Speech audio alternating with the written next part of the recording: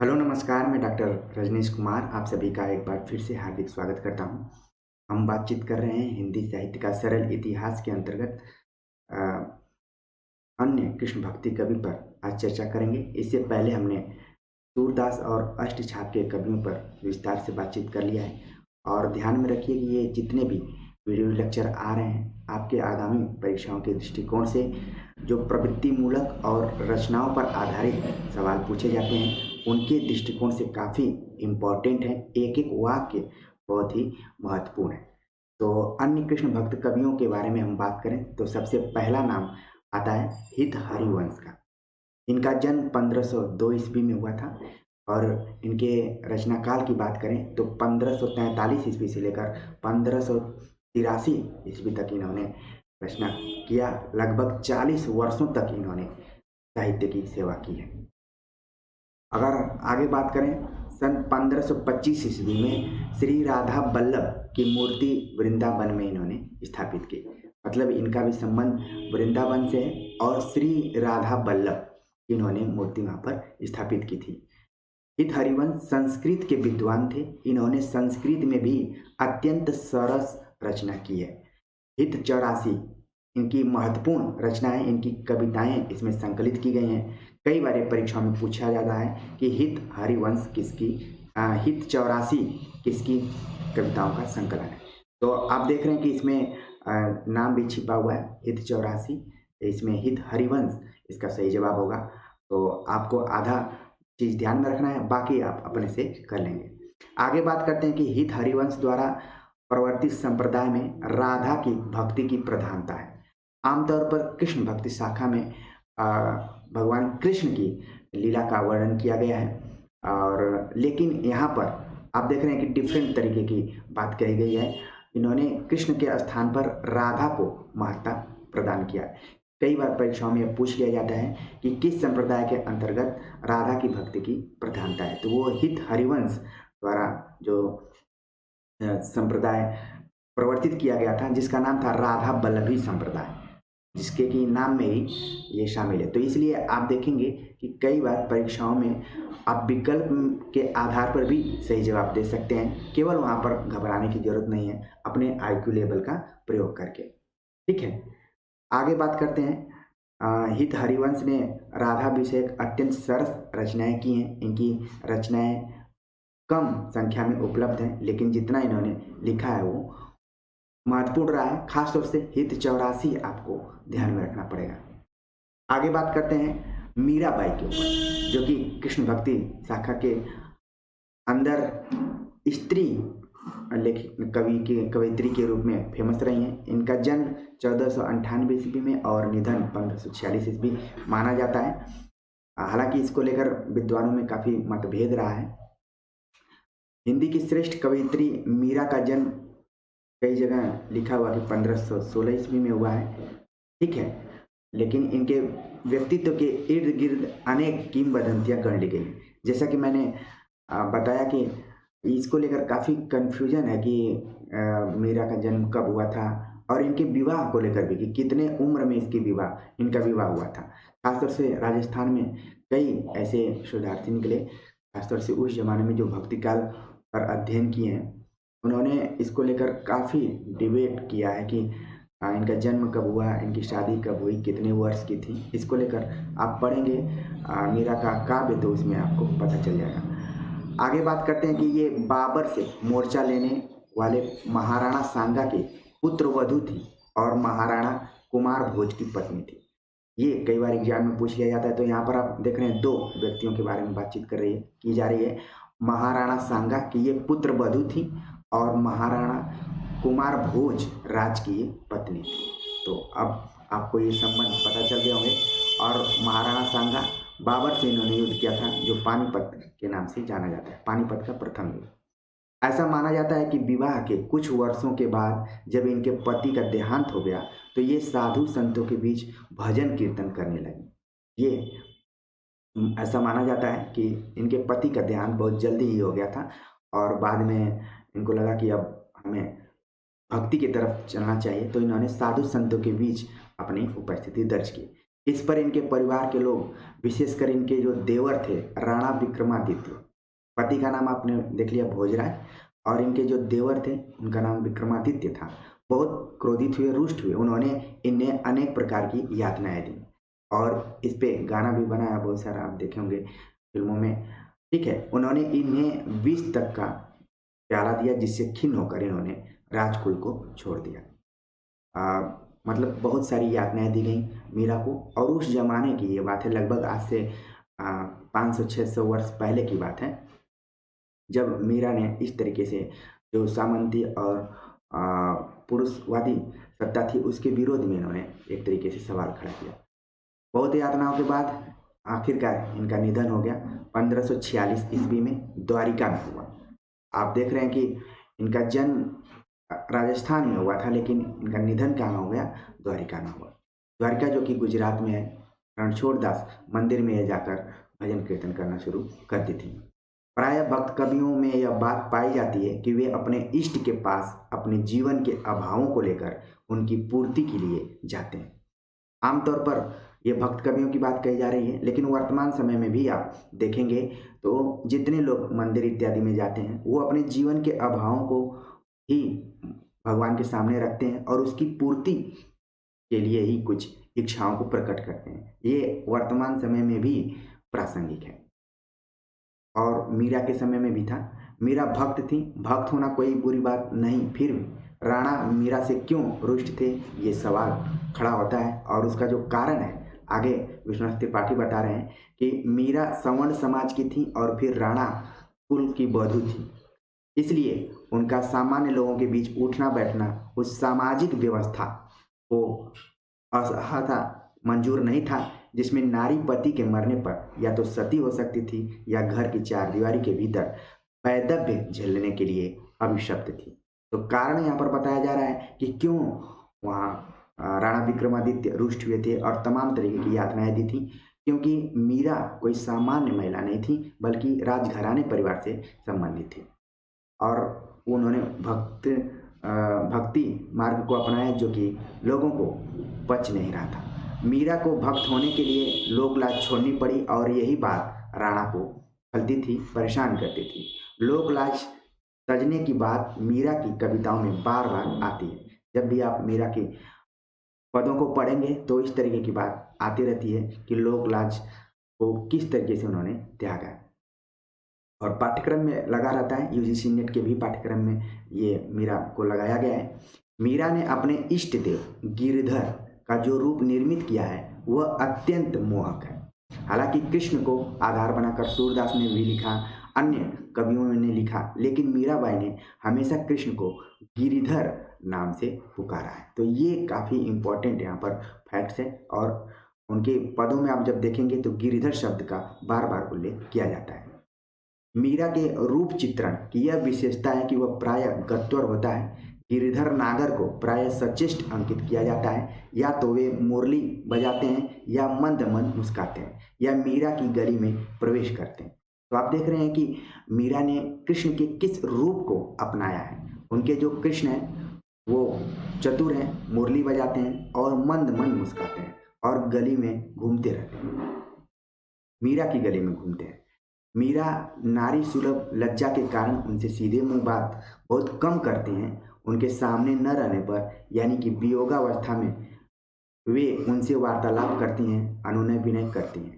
ये एक तरीके से रहस्यवाद के तरफ संकेत किया जा रहा है, क्योंकि इसी कारण से आगे चलकर महादेवी वर्मा को आधुनिक युग का मीरा कहा जाता है, क्योंकि उन्होंने सीधे सीधे कृष्ण से नहीं बात किया। हालांकि उन्होंने अपने परिवार में एक तरीके से विद्रोह जरूर किया, लेकिन फिर भी कुछ चीज़ों को ध्यान में रखते हुए यहाँ पर लज्जा के कारण उनसे सीधे मुंह बात नहीं करते थे। यहाँ पर कारण बताया जा रहा है। विरह मीरा के जीवन का भी सबसे बड़ा यथार्थ है और उनके काव्य का भी। मीरा के विरह की सच्चाई का लक्षण यह है कि वे विरह की पीड़ा के ताप से मुक्त होना चाहती है। वेदना की सच्चाई का एक लक्षण यह है कि व्यक्ति उससे मुक्ति के लिए छटपटाए।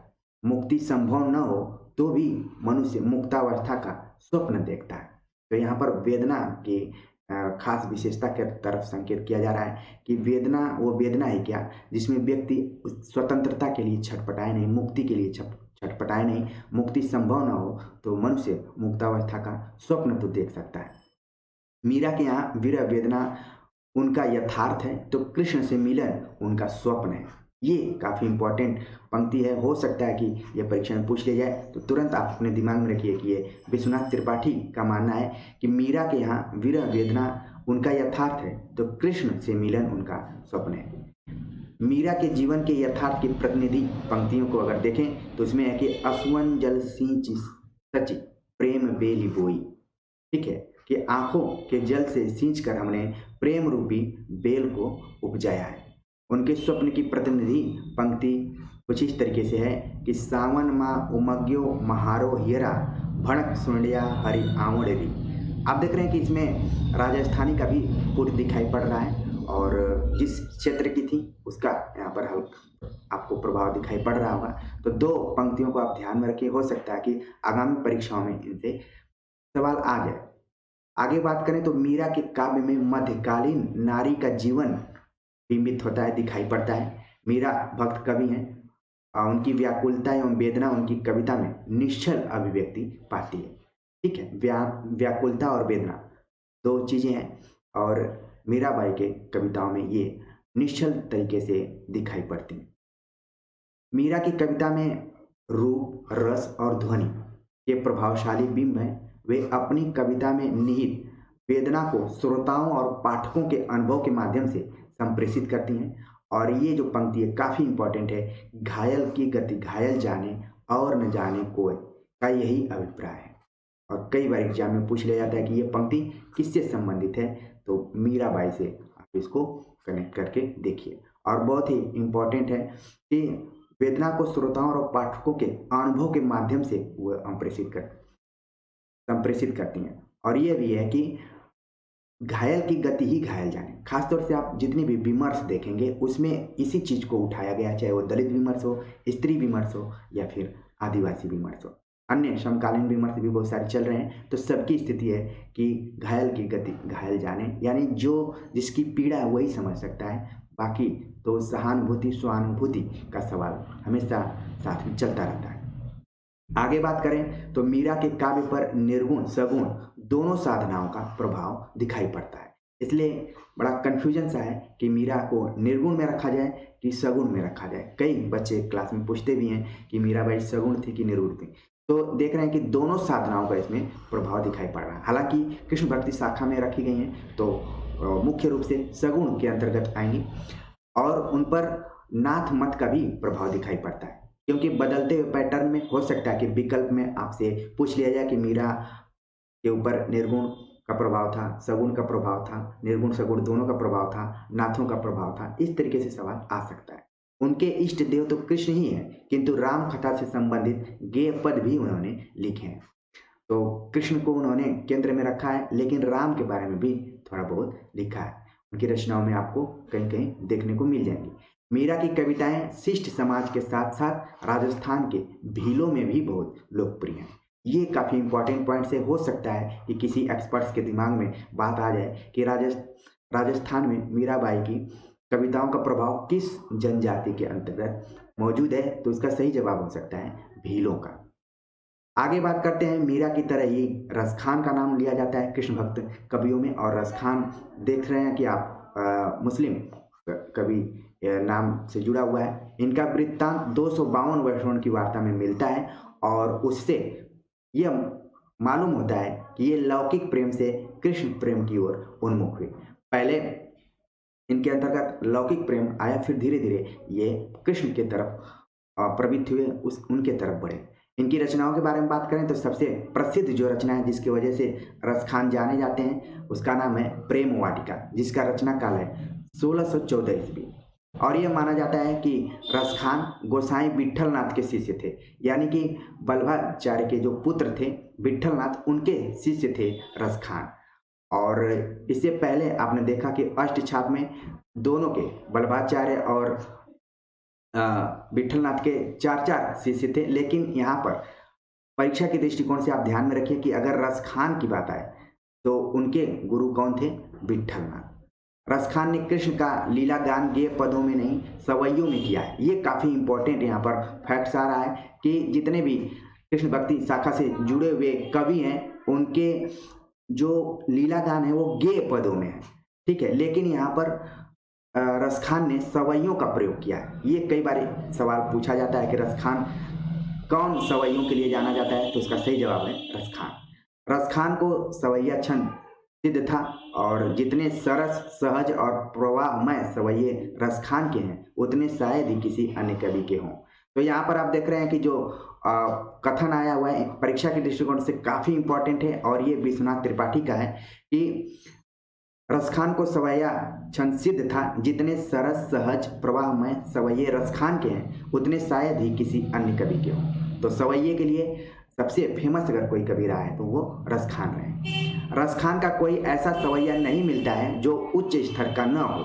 उनके सवैयों की मार्मिकता का बहुत बड़ा आधार दृश्यों और वाह्यांतर स्थितियों की योजना में है। वही योजना रसखान के सवैयों की ध्वनि प्रवाह में भी है। ब्रज भाषा का ऐसा सहज प्रवाह अत्यंत अन्यत्र बहुत कम मिलता है।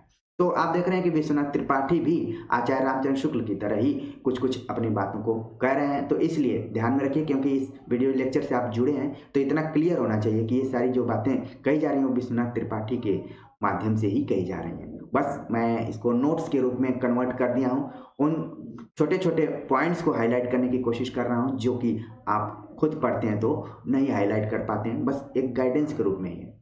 आगे बात करें तो रसखान सूफियों का हृदय लेकर कृष्ण की लीला पर काव्य रचते हैं। उनमें उल्लास, मादकता और उत्कृष्टता तीनों का संयोग है।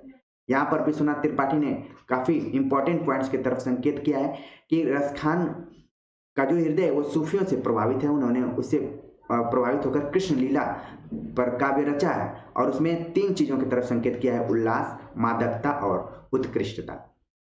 ब्रज भूमि के प्रति जो मोहे रसखान की कविताओं में दिखलाई पड़ता है, वह उनकी विशेषता है। मोह यहाँ पर होना चाहिए, क्योंकि कई बार रसखान ने इस चीज़ का जिक्र किया है कि अगर उनको दोबारा जन्म लेना पड़े तो वो ब्रज क्षेत्र में ही पैदा होना पसंद करेंगे। ठीक वैसे ही जैसे हम लोगों का मन रहता है कि अगर दोबारा जन्म मिले तो भारत में ही मिले। इस तरीके से हम अपने देशभक्ति को भी यहाँ पर जागृत कर सकते हैं। यहाँ पर रसखान ने ब्रजभूमि के प्रति अपनी भक्ति भावना को दिखाया है।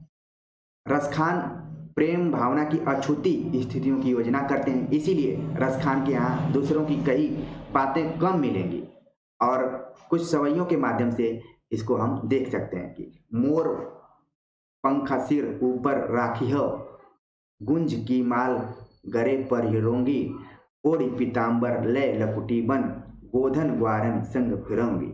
तो ये है उनके सवैये में गोपियों की मन स्थिति का चित्रण किया गया है। अगर अन्य कृष्ण भक्त कवियों की आगे की परंपरा में बात करें तो इसमें स्वामी हरिदास का नाम आता है, हरिराम व्यास, सुखदास, लाल चंद्रदास, ठीक है, और नरोत्तम दास आदि महत्वपूर्ण कवि हैं। इसके अलावा नरोत्तम दास से संबंधित एक काफ़ी इंपॉर्टेंट प्रश्न आता है कि इनका जो सुदामा चरित है किसका लिखा गया है। नरोत्तम दास अपने दिमाग में आप रख लीजिए। सुदामा चरित में मार्मिकता और सहज प्रवाह के कारण ये लोकप्रिय है। ध्यान में रखिए, सुदामा चरित नरोत्तम दास द्वारा लिखा गया, और नरोत्तम दास कृष्ण भक्ति शाखा के कवियों में शामिल रहे। आगे बात करते हैं रहीम का नाम। रहीम जिनका जन्म 1556 ईस्वी और निधन 1627 ईस्वी माना जा रहा है। रहीम का जो पूरा नाम है अब्दुल रहीम खान खाना। इनकी गणना कृष्ण भक्त कवियों में की जाती है। वैसे रहीम के दोहों से आप काफ़ी परिचित होंगे, जैसे कबीर के दोहे, तुलसी के जो चौपाइयाँ हैं, उसके बाद रहीम भारतीय आम जनमानस में काफ़ी लोकप्रिय रहे हैं। इनके जो नीति परक दोहे रहे हैं वो बात बात में लोग कहते रहते हैं। तो ध्यान में रखिए कि रहीम का जो संबंध है वो कृष्ण भक्ति कवियों से जुड़ा हुआ है।